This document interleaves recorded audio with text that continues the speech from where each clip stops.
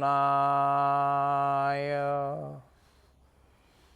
ওম নমো নাৰায়ণায়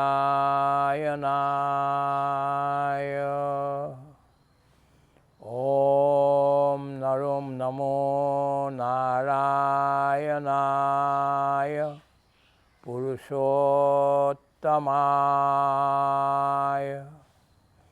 ওম শান্তি শান্তি শান্তি।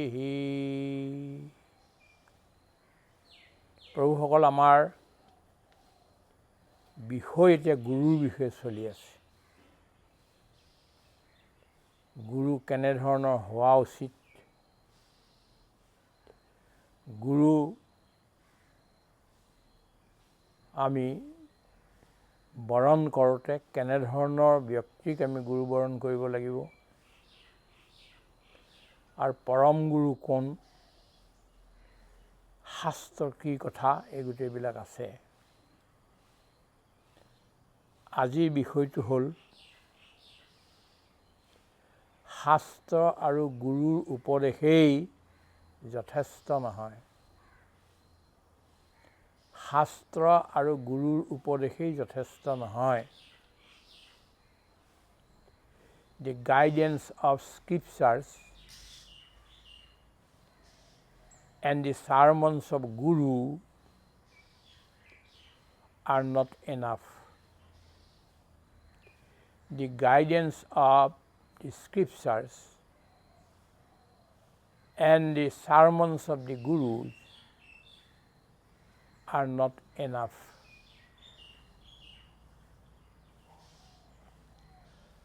শাস্ত্ৰ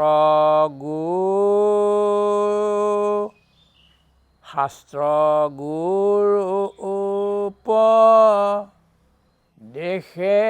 শিষ্য সবে ঈশ্বৰ কণে দেখায়।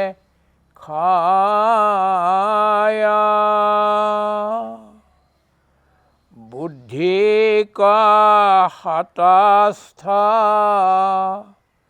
কৰিয়াই আপোন আত্মাক দেখে নিশ্চয়। বুদ্ধিক হতস্থ কৰিয়াই আপোন আত্মাক দেখে নিশ্চয়। কৃষ্ণ। 253 নম্বৰ শ্লোক 253। প্ৰভুসকল, আমাৰ ওচৰত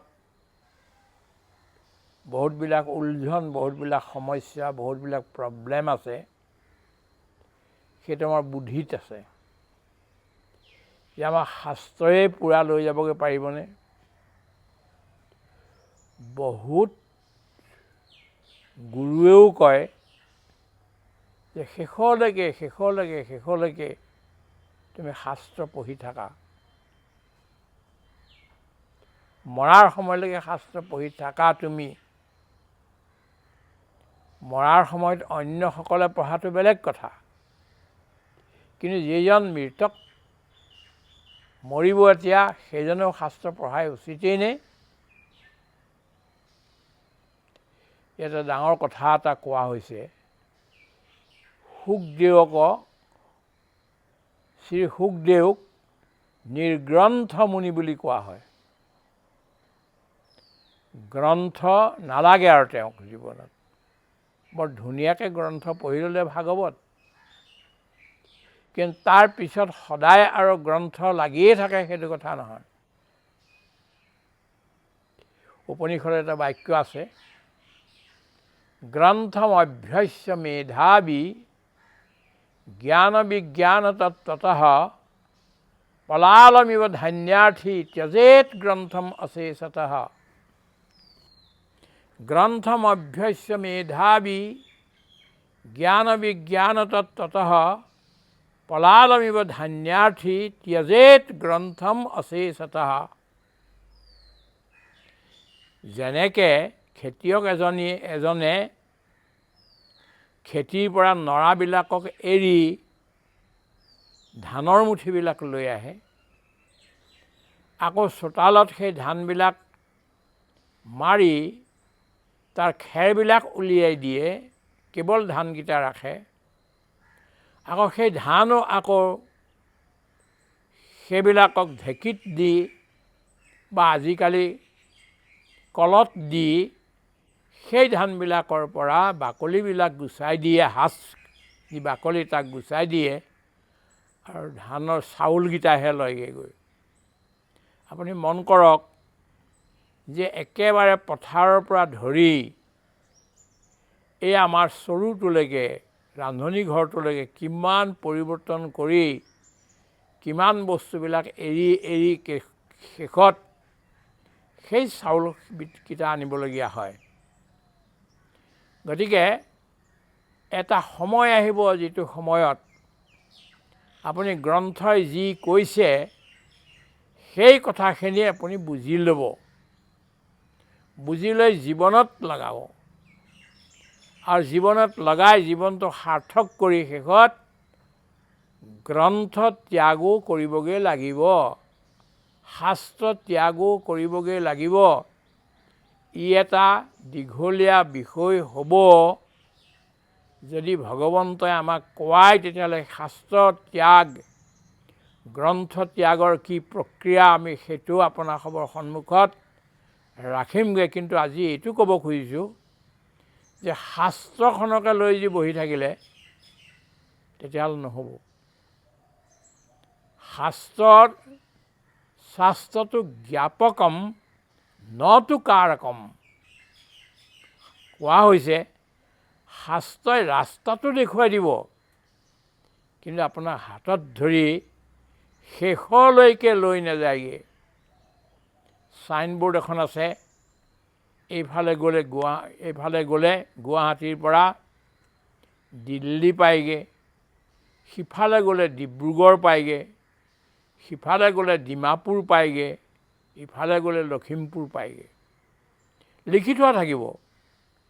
কিন্তু সেই চাইনবোৰ্ডখনে আপোনাক হাতত ধৰি লৈ নাযায়, ৰাস্তাটোহে আপোনাক দেখুৱাই দিলে যে আপুনি এইটো কৰক। কৰা কামটোতো নিজে কৰিব লাগিব।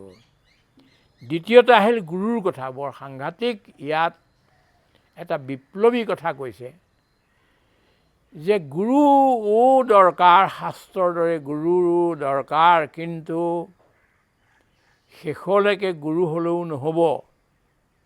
কেৱল গুৰুৰ ভৰসাত বহি থাকিলে নহ'ব।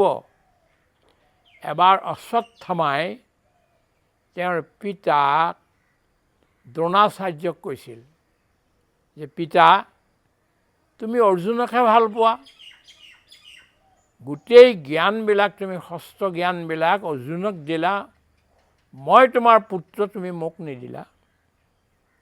তেতিয়া দ্ৰোণাচাৰ্যই এটা বৰ মাৰ্মিক কথা ক'লে যে অৰ্জুনক মই যেনেকৈ ভাল পাওঁ, তুমি মোৰ পুত্ৰ, তোমাকো মই সিমানেই ভাল পাওঁ। দুইজনকে মই সমানেই শিকাইছিলোঁ, এজনকো কম শিকোৱা নাই, লুকুৱাই পেলাই শিকোৱা নাই। কিন্তু তোমাৰ নিচিনা মূৰ্খ হৈ অৰ্জুন ৰৈ নাথাকিল। তুমি মই যিখিনি শিকালোঁ তাতে ৰৈ গ'লা। অৰ্জুনে মই শিকোৱাখিনিকে আধাৰভূত হিচাপে লৈ আৰু অনেকৰ পৰা অনেক বস্তু লৈ অনেক জ্ঞান ল'লে।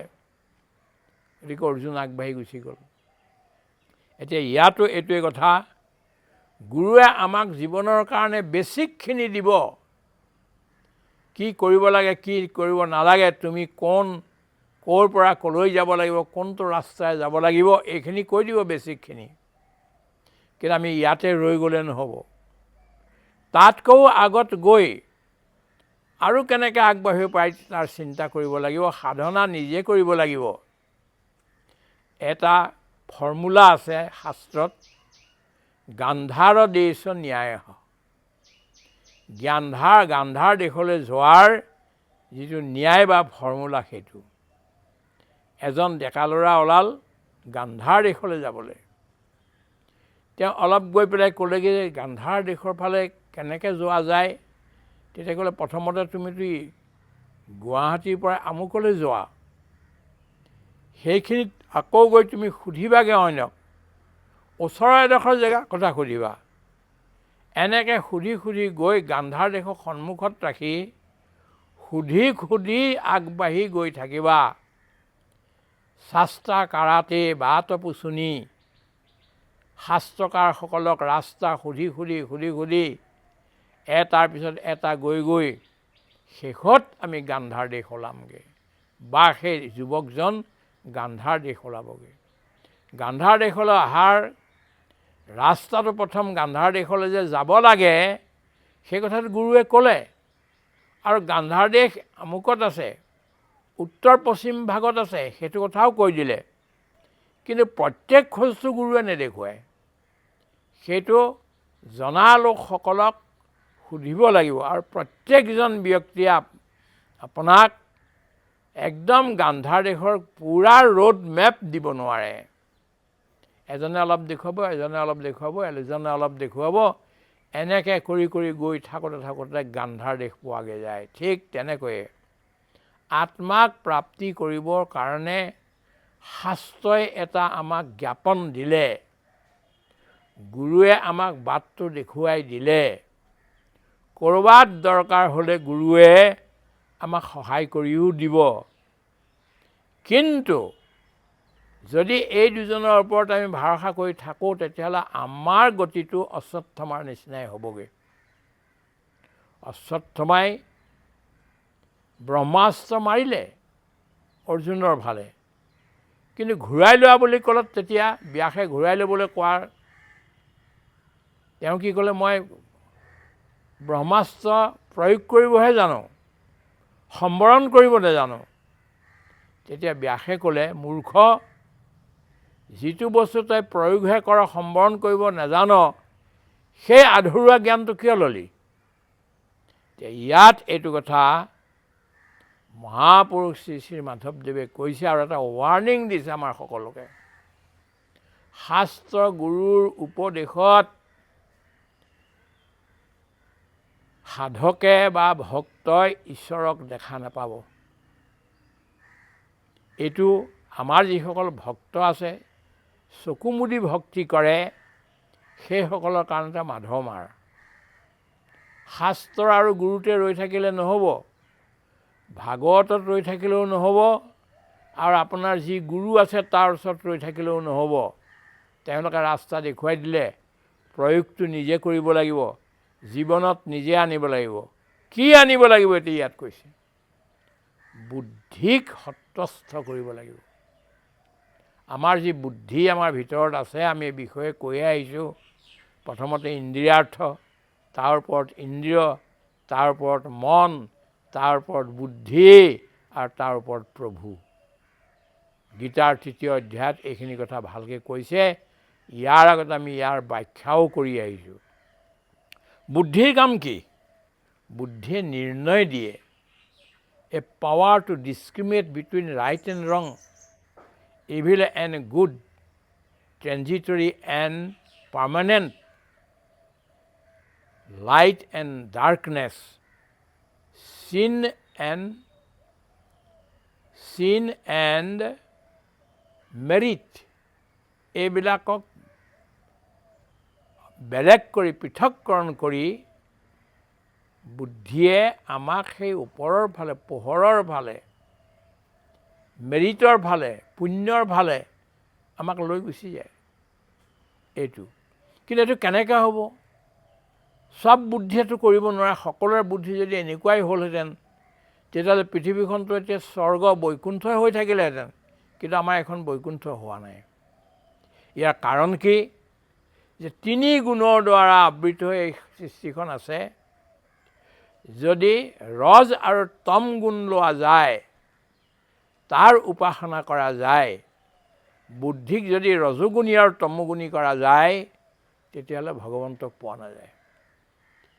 বুদ্ধিক সত্ৰস্থ কৰিব লাগিব, সৎগুণত বুদ্ধিক লগাব লাগিব, আৰু বুদ্ধি সাত্বিক হ'ব লাগিব, সাত্বিক বুদ্ধিয়ে সাত্বিক নিৰ্ণয় দিব, সৎ বুদ্ধিয়ে সৎ নিৰ্ণয় দিব, সত্য বুদ্ধিয়ে আমাক সত্যৰ ফালে লৈ যাবগৈ। গতিকে আমাৰ কাম হ'ল, প্ৰতিজন ব্যক্তিৰ কাম হ'ল যে আমি বুদ্ধিক সত্যস্থ কৰিব লাগিব, সৎ গুণযুক্ত কৰিব লাগিব, সত্যৰ ফালেহে আমি যাব লাগিব, জ্ঞানৰ ফালেহে আমি যাব লাগিব, পোহৰৰ ফালেহে যাব লাগিব। সেইকাৰণে ঋষিয়ে কৈছে, বেদৰ ঋষিয়ে কৈছে, অসতো মা সৎগময়, তমসো মা জ্যোতিৰ্গময়, মৃত্যুৰ মা অমৃতম গময়। এই তিনিটা যে প্ৰাৰ্থনা দিলে, এইটো হ'ল ইয়াৰ ষ্টিক, জোখ মাখ কৰা, নাপ কৰা আৰু আমাক আগলৈ লৈ যোৱাৰ এইটো ইয়াৰ ষ্টিক সাধনাৰ। গতিকে এইটোৱে বহুত বস্তু কাটি দিব। যিটো অসতৰ পৰা অসতলৈকে যদি গ'লোঁ, তমৰ পৰা তমৰ ফালেহে যদি গ'লোঁ, মৃত্যুৰ পৰা মৃত্যুৰ ফালে যোৱা যিবিলাক বস্তু, এইবিলাক পূৰা কাটি দিয়ে, এইবিলাক বাহিৰলৈ গুচাই দিয়ে। আৰু এই যিকেইটা বস্তুৰ দৰকাৰ, এইকেইটাকে লৈ যায়। এতিয়া ইয়াত কোৱা হৈছে যে বুদ্ধিক সত্যস্থ কৰিলে নিজৰ আত্মাক আমি দৰ্শন পাম। বুদ্ধিক সত্যস্থ, বুদ্ধিক শুদ্ধ কৰাৰ আমাৰ কাম। শুদ্ধ বুদ্ধিয়ে হ'ল আমাৰ সাৰথি হৈ যাব, আৰু সেইটো লৈয়ে আমি আগবাঢ়িব লাগিব ভগৱন্তৰ ফালে। গতিকে ইয়াত এতিয়া কি কোৱা হ'ল যে হে সাধকসকল, হে ভক্তসকল, হে জ্ঞানৰ সাধনা কৰা লোকসকল, তোমালোকে এইটো কথা বুজি লোৱা যে কেৱল শাস্ত্ৰ আৰু গুৰু এই দুজনৰ ওপৰতে ভৰসা কৰি ৰৈ থাকিলে, তুমি যদি একোৱেই নকৰা সাধনা, তোমাৰ ভিতৰখন ঠিক কৰিবৰ কাৰণে তুমি যত্ন নকৰা, তোমাৰ যিবিলাক মল আছে এইবিলাক দূৰ কৰাৰ কাৰণে যদি কাম নকৰা, তেতিয়াহ'লে কেৱল শাস্ত্ৰৰ, কেৱল গুৰুৰ দ্বাৰা তুমি ঈশ্বৰ প্ৰাপ্তি কেতিয়াও কৰিব নোৱাৰা। শাস্ত্ৰৰ বৰ দৰকাৰ আছে, গুৰুৰো বহুত দৰকাৰ আছে, এই দুইজনে বহুত দৰকাৰ। কিন্তু ফাইনেল দৰকাৰটো নিজৰ বুদ্ধিক সত্যস্থ কৰাহে। আমি এনেধৰণৰ আৰু কেইবাটাও বস্তু আমি পাই গৈ থাকিম, কাৰণ এই বস্তুটোৱে বৰ বিপদত পেলায় সকলোকে। গুৰুৰ ক্ষেত্ৰতো পেলায়, শাস্ত্ৰৰ ক্ষেত্ৰতো পেলায়। যিকোনো শাস্ত্ৰ পঢ়ি কি লাভ? ইয়া স্বয়ং পদ্মনাভস্য মুখ পদ্মাত বিনিশ্চিত। এই গীতাৰ বিষয়ে কৈছে, স্বয়ং পদ্মনাভে, পদ্মনাভৰ মুখ পদ্মৰ পৰা ওলোৱা এই শাস্ত্ৰ, যিখনে তুমি কোন এইটো জনাব, তুমি ক'লৈ যাব লাগে সেইটো দেখুৱাব, আৰু পথো দেখুৱাই দিব, ইফাল সিফাল যাবলৈ নিদিয়াকৈ, আৰু সেই পৰম ব্ৰহ্মক প্ৰাপ্তি কৰাই দিব। সেই একেই কথা ভাগৱতৰো। ভাগৱতেও এইটোৱেই কৈছে, গীতা আৰু ভাগৱত বেলেগ বস্তু নহয়, এটা হ'ল কমেণ্টৰী আৰু সংক্ষেপতে কথাবিলাক কয়, আৰু ইটোৱে তাৰ ব্যাখ্যা কৰি শুনায়। এই দুইটা বস্তু একেলগে মিলিহে বৈষ্ণৱ ধৰ্ম হয়গৈ। কিন্তু আমি এইটো ক'ব খোজা নাই যে গীতা ভাগৱততেই গোটেইখিনি কথা আছে, তেনেকুৱাও নহয়। আছে, কিন্তু আমাৰ কাৰণে আছে। পৃথিৱীৰ লোকসকলে ল'ব খুজিলে তেওঁলোকৰ কাৰণে আছে। কিন্তু বাইবেল আছে, সেইখনো তেনেকুৱাই। কোৰাণ শ্বৰীফ আছে, সেইখনো তেনেকুৱাই। ত্ৰিপিটক আছে, সেইখনো তেনেকুৱাই। এনেধৰণৰ বিভিন্ন ধৰণৰ ধৰ্মগ্ৰন্থ আছে, যিসকলে আমাক শিকাব। গুৰু গ্ৰন্থ চাহেব আছে, সেইখনেও এই কথাই আমাক গৈ আগলৈ ক'বগৈ যে তুমি ইয়াতে নৰবা, আগবাঢ়া, বুদ্ধিক সত্যস্থ কৰা, আৰু সাধনা তুমি চলাই থাকা, কম হ'বলৈ নিদিবা। গৈ থকা ৰাস্তাত আৰু বহুতক সুধি সুধি যাবা। আমি ইমানলৈকে তোমাক দেখুৱাই দিছোঁ, ৰাস্তা পূৰা ৰোড মেপটো দি দিছোঁ, কিন্তু সৰু সৰু জেগাবিলাকত যোৱাৰ কামবিলাক ৰাস্তাত তোমালোকে সেই যিসকলে জানে সেইখিনিৰ পৰা লৈ লৈ লৈ লৈ অৰ্জুনৰ গতে তোমালোক আগবাঢ়া। হৰি ওম শান্তি শান্তি শান্তি। কৃষ্ণ।